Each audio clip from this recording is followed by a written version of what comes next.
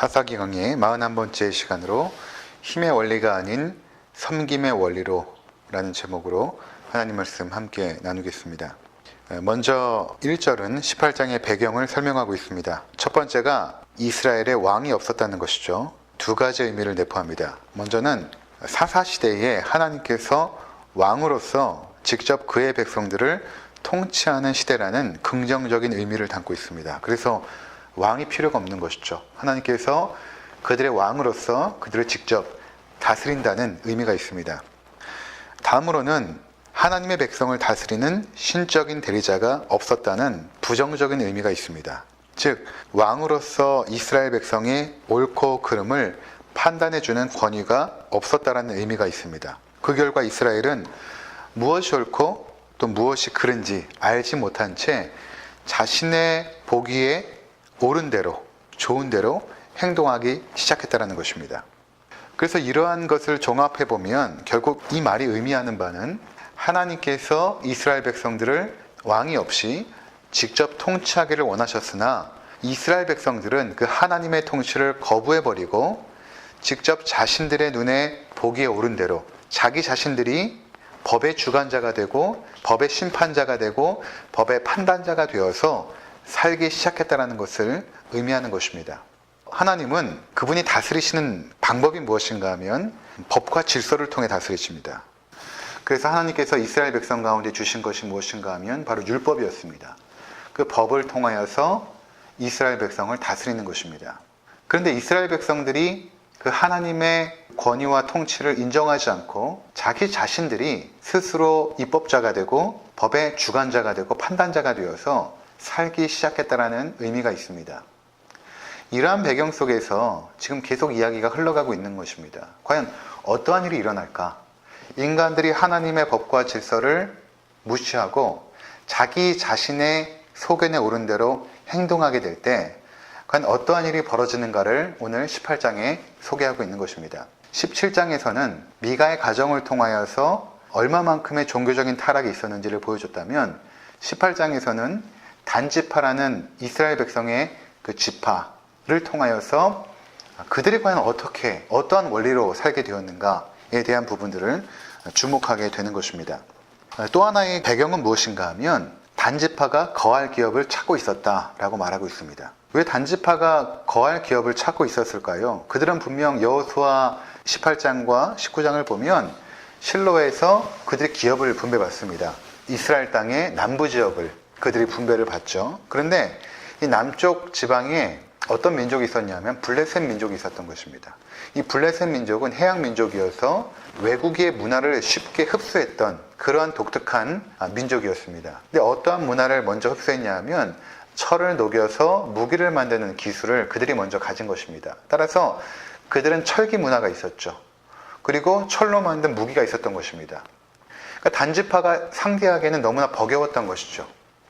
하지만 하나님께서 단지파를 통해서 블레셋을 진멸하고 그 땅에 하나님 나라를 이루는 것이 하나님의 뜻이라면 마땅히 그들은 단지파를 진멸하고 하나님 나라를 세워야 했던 것입니다. 그런데 단지파가 보기에는 블레셋이 너무 강하니까 그 기업을 포기해버린 것입니다.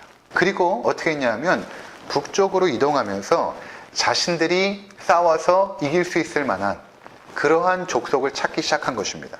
그러면서 일어난 일이 오늘 본문에 소개되고 있는 것입니다. 자, 그들이 올라가서 당도한 곳이 어디냐면 바로 에브라임 지파의 미가의 가정입니다.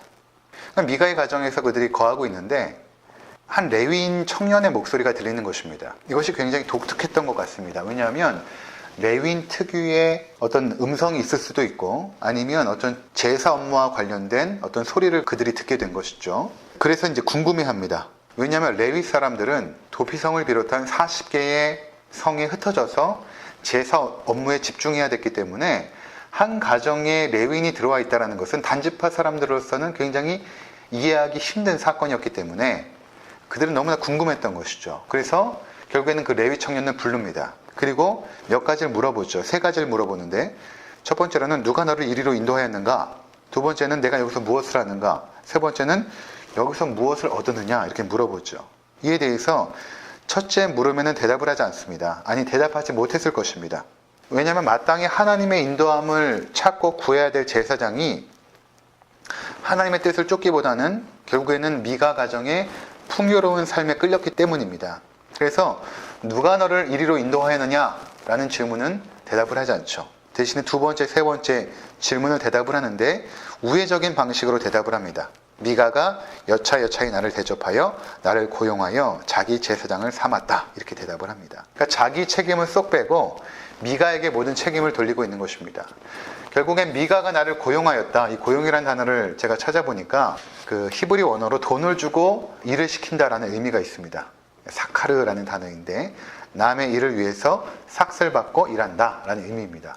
하나님의 뜻을 따라서 순종하며 하나님을 제사하는 업무를 감당해야 될 레위인이 지금 미가 가정에서 주는 돈에 의해서 고용되어 있는 이러한 모습을 보여주고 있다는 것입니다. 이미 그는 안정되고 풍요로운 삶의 노예가 된 것입니다. 그러니까 정탐꾼들도 그것을 알아차린 것입니다. 조금 후에 보게 되겠지만 그는 좀 더 좋은 조건에 의해서 자신의 삶을 움직일 것입니다. 자, 이에 5명의 그 정탐꾼들이 제사장인 레위 청년에게 하나님의 뜻을 묻습니다. 과연 우리가 가는 길이 평안할 것인가 이렇게 물어봤겠죠. 이러한 방식은 이미 조상 때부터 했던 방식입니다. 그들이 거할 기업을 쟁취하기 위해서 먼저 하나님의 뜻을 묻는 과정이 있었습니다. 그리고 하나님의 뜻을 받게 되면 그 땅을 취하게 되는 것이죠. 이러한 절차들을 이 5명의 정탐꾼들도 동일하게 진행을 하고 있는 것입니다. 그래서 레위 청년 제사장을 통해서 물어보니까 그가 이렇게 대답을 합니다. 평안히 가라. 너희가 가는 길은 여호와 앞에 있느니라. 그것이 과연 하나님께로부터 온 것인지는 알 수 없지만 그는 그 길이 형통한 길이니까 평안히 가라 이렇게 말합니다. 너희 행하는 길이 여호와 앞에 있다 이렇게 확신 있게 대답을 해줍니다. 그러니까 하나님의 뜻을 묻는 모습 속에서 이들이 바른 신앙이 있다고 해서는 안 됩니다. 이미 단지파는 하나님께서 주신 기업을 포기했습니다. 그리고 북쪽의 기업을 취하려 하고 있고 그것을 하나님의 뜻에 묻고 있는 것입니다. 또한 레위 제사장이 하나님의 뜻을 물을 때 사용한 것은 미가의 집에 있는 우상 신전과 제사 도구들입니다.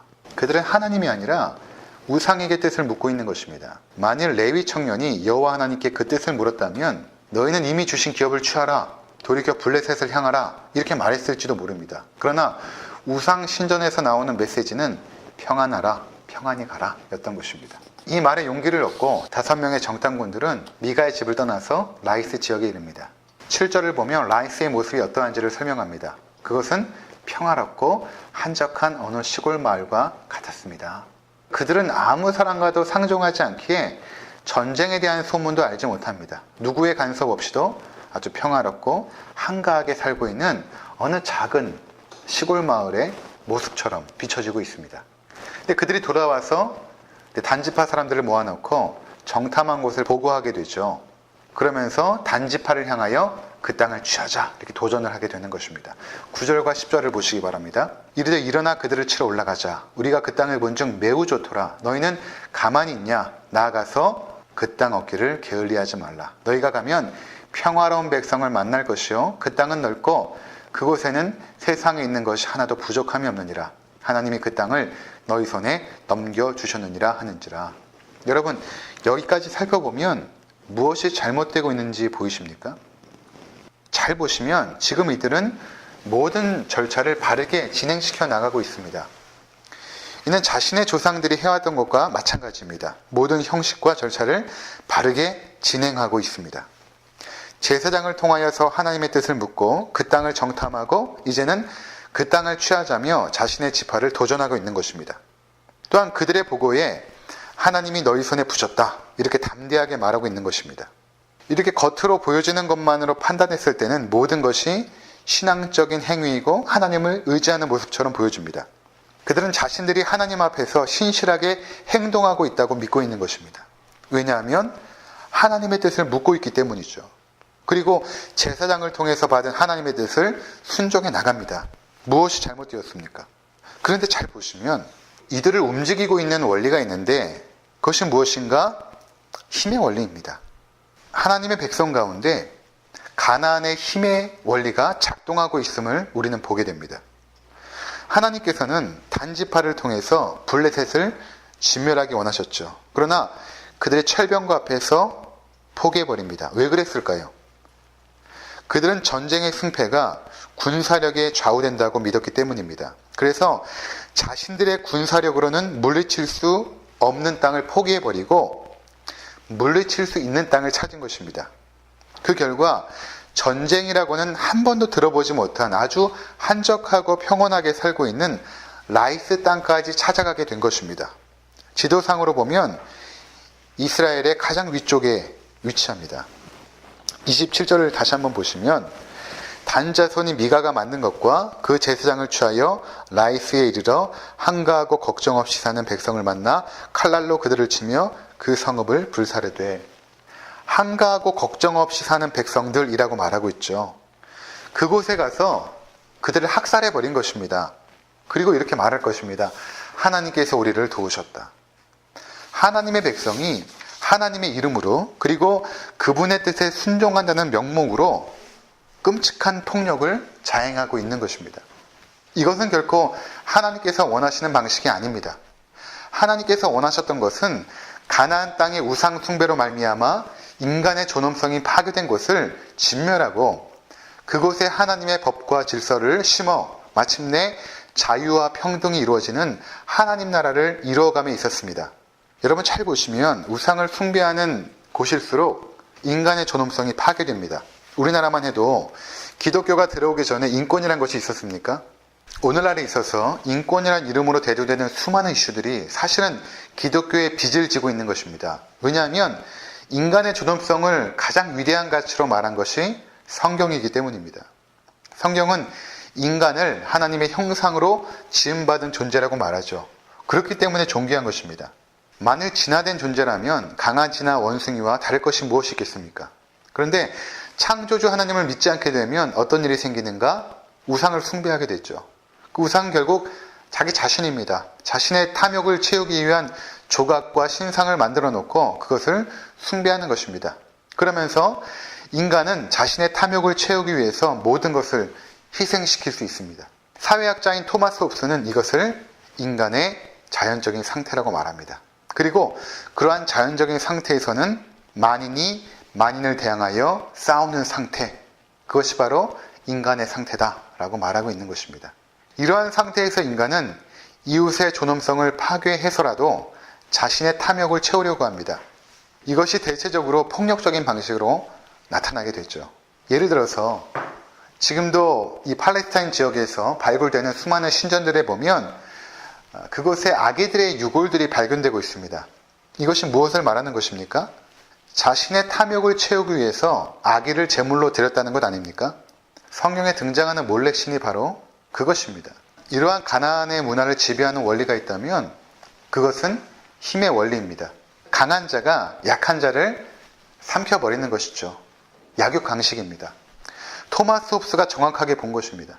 자연적인 상태에서 인간은 만인이 만인에 대항하여 싸우는 상태, 그 상태에서 강한 자는 약한 자를 삼켜버리는 약육강식의 원리가 작동할 수밖에 없는 것입니다. 그런데 지금 단지파가 보여주는 모습이 어떠합니까? 이들은 하나님의 백성입니다.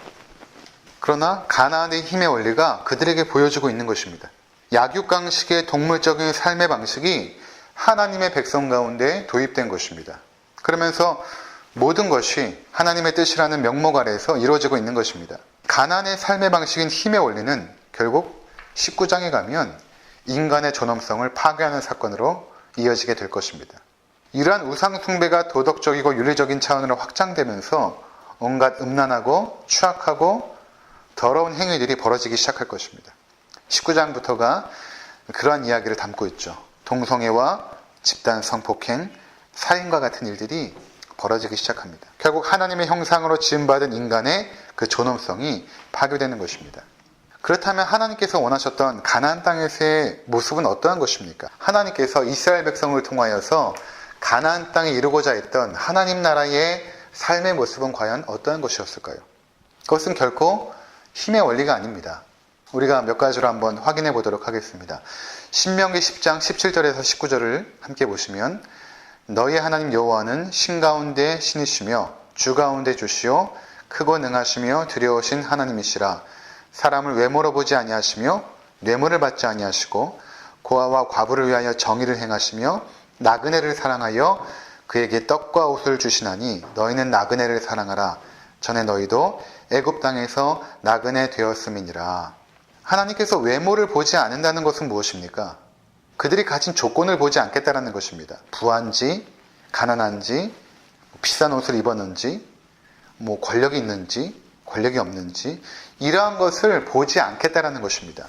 뇌물을 받지 않는다는 것은 무엇입니까? 뇌물은 인간이 사용하는 힘이죠. 권력입니다. 그것을 무시하시겠다는 것입니다. 가나안 땅에서는 철저히 힘의 원리가 무시되는 것입니다. 반면에 고아를 위하여 정의를 행하시고 나그네를 사랑하여 그에게 떡과 옷을 주신다고 하십니다. 그러니까 하나님의 마음이 어디에 가 있는가를 볼 수 있습니다. 하나님의 마음은 약하고 가난한 자들에게 가 있는 것입니다. 사회적인 약자들에게 하나님의 마음이 가 있는 것입니다. 그래서 그러한 자들에게 너희가 어떻게 해야 되는가? 신명기 14장 29절에 보면 너희 중에 분깃이나 기업이 없는 레위인과 내 성중에 거류하는 객과 및 고아와 과부들이 와서 먹고 배부르게 하라. 그리하면 내 하나님 여호와께서 내 손으로 하는 범사에 내게 복을 주시리라. 하나님의 마음이 약자들에게 가 있기 때문에 너희가 그들을 돌보고 섬겨야 된다라는 것입니다. 결코 힘의 원리가 아니라 너에게 주신 그 은혜들을 통하여 사회적인 약자들을 섬겨라 라는 섬김의 원리가 하나님께서 원하셨던 가나안 땅에서의 그의 백성들의 삶의 원리였던 것입니다. 신명기 15장 7절에서 11절을 보시면 내 하나님 여호와께서 내게 주신 땅 어느 성읍에서든지 가난한 형제가 너와 함께 거주하거든 그 가난한 형제에게 내 마음을 완악하게 하지 말며 내 손을 움켜쥐지 말고 반드시 내 손을 그에게 펴서 그에게 필요한 대로 쓸 것을 넉넉히 구워주라. 삼가 너는 마음에 악한 생각을 품지 말라. 곧 이르기를 일곱째 면제너니 가까이 왔다 하고 내 궁핍한 형제를 악한 눈으로 바라보며 아무것도 주지 아니하면 그가 너를 여호와께 호소하리니 그것이 내게 죄가 되리라. 너는 반드시 그에게 줄 것이요 줄 때는 아끼는 마음을 품지 말 것이니라. 이로 말미암아 내 하나님 여호와께서 내가 하는 모든 일과 내 손이 닿는 모든 일에 내게 복을 주시리라. 땅에는 언제든지 가난한 자가 그치지 아니하겠으므로 내가 내게 명령하여 이르노니 너는 반드시 내 땅 안에 내 형제 중 곤란한 자와 궁핍한 자에게 내 손을 펼지니라. 지난 시간에도 말씀드린 바가 있지만 이것이 가나안 땅에서 이루고자 하셨던 하나님 나라의 정의입니다. 즉 강한 자들이 약한 자들을 섬기는 것입니다. 이것은 당부나 권면이 아니라 명령입니다. 법으로 주신 것입니다. 그래서 어겼을 때는 심판이 따르게 되는 것입니다. 9절에 보면 죄가 된다라고 말하고 있는 것입니다. 이것은 죄가 된다. 너희가 그들을 섬기지 아니하면 이것은 죄가 된다라고 말하고 있는 것입니다. 반면에 이러한 삶의 방식을 너희가 순종하게 되면 축복이 따르죠. 그것이 14장 29절의 말씀입니다. 내가 하는 모든 일에 여호와께서 복을 주실 것이다. 자, 이것이 그리스도인의 윤리적인 삶의 모습입니다. 왜 우리가 강해져야 되는가? 약자들을 섬기기 위해서입니다. 왜 우리 아이들이 공부를 열심히 하고 잘해야 됩니까? 간혹 그런 얘기 하죠. 너 공부 열심히 해라. 공부해서 남주냐? 이런 말 하지만 실제로는 공부해서 남주기 위하여서 공부하는 것입니다.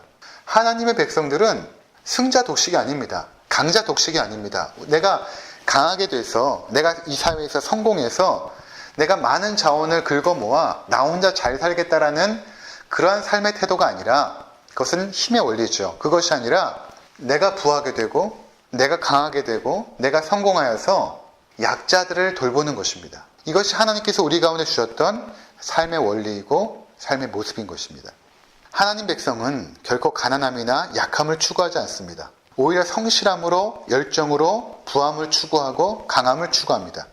그러나 우리가 얻은 강함과 부요함은 결코 자신을 위한 것이 아닙니다. 약자들을 위한 것임을 명심하셔야 됩니다.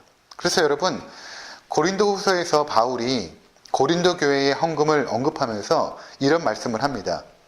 고린도전서 8장 9절에 보면 우리 주 예수 그리스도의 은혜를 너희가 알거니와 부요하신 이로써 너희를 위하여 가난하게 되심은 그의 가난함으로 말미암아 너희를 부요하게 하려 하심이라.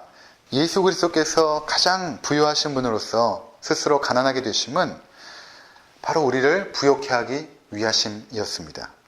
빌립보서 2장 5절과 8절에도 이렇게 말합니다. 너희 안에 이 마음을 품으라. 곧 그리스도 예수의 마음이니 그는 근본 하나님의 본체시나 하나님과 동등됨을 취할 것으로 여기지 아니하시고 오히려 자기를 비워 종의 형체를 가지사 사람들과 같이 되셨고 사람의 모양으로 나타나사 자기를 낮추시고 죽기까지 복종하셨으니 곧 십자가에 죽으심이라. 가장 높으신 분으로서 하나님 나라의 그 모든 권세와 능력을 가진 하나님과 동등된 분으로서 자신을 이 땅에 인간으로 오시고 우리를 위하여 십자가에 죽기까지 복종하신 것은 그의 낮아지심을 통하여 우리를 살리기 위해서, 우리를 세워주시기 위해서 그렇게 하셨다라고 말씀하고 있는 것입니다. 마태복음 10장에 보면 야고보와 요한이 주님께 이런 부탁을 드립니다. 이제 하나님 나라가 임하게 되면 한 사람은 주님 우편에 또 한 사람은 주님 좌편에 앉게 해주십시오 라고 요청을 하죠. 그들은 힘을 원했고 권력을 원했습니다.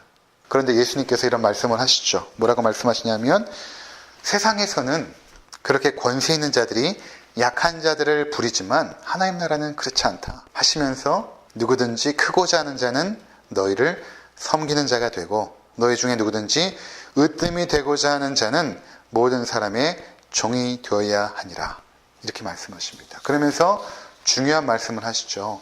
인자가 온 것은 섬김을 받으려 함이 아니라 도리어 섬기려 하고 자기 목숨을 많은 사람의 대속물로 주려 함이니라. 즉 예수님께서 하나님 나라의 삶의 원리를 보여주신 것입니다. 힘의 원리가 다스리는 세상이 아니라 하나님 나라는 강한 자로서 약한 자를 섬기는 것이다. 그래서 내가 하나님과 동등한 권세와 능력이 있지만 이 땅에 너희를 섬기려 왔다. 그렇게 말씀하고 있는 것입니다. 그러면서 너희 중에 누구든지 크고자 하는 자는 섬기는 자가 되어야 되고 으뜸이 되고자 하는 자는 모든 사람의 종이 되어야 된다. 이렇게 말하고 있는 것입니다. 즉 너희가 높아지거든 또는 으뜸이 되거든 그들을 섬겨라. 그들을 도와라. 그렇게 말씀하시는 것입니다.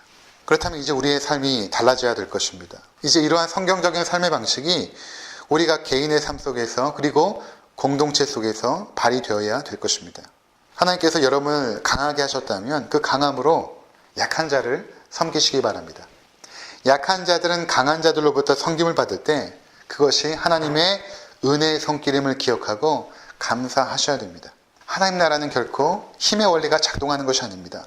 섬김의 원리가 작동해야 됩니다.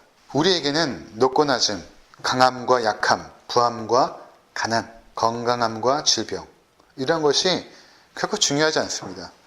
어떠한 형편에 있던지 간에 우리가 받은 은혜는 낮은 곳으로 흘러가야 되는 것입니다. 그것이 질서이고 자연스러운 것입니다. 은혜가 멈춰 있으면 고이고 썩습니다. 그렇게 하지 마시고 여러분이 받은 은혜를 계속해서 흘러가게 하십시오. 그럴 땐 모든 것을 다 내어주시고 낮아지신 예수를 하나님이 지극히 높여주신 것처럼 우리의 인생도 하나님께서 높여주실 것입니다. 그 영광의 날을 위하여 오늘도 섬김의 자리에 기쁨으로 나가시는 우리 모든 성도님들 되시기를 주님의 이름으로 부탁을 드립니다. 기도하겠습니다.